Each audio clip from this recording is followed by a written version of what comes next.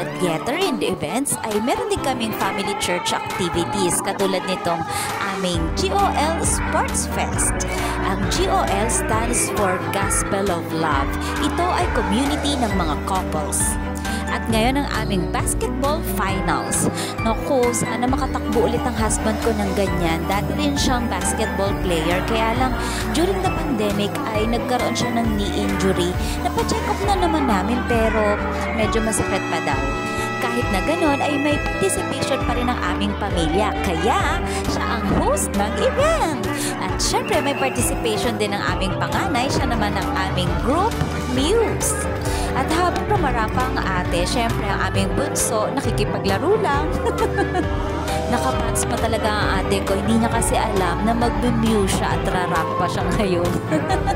Impromptu lang, pero hala, sige, perform. Yan ang importance ng theater.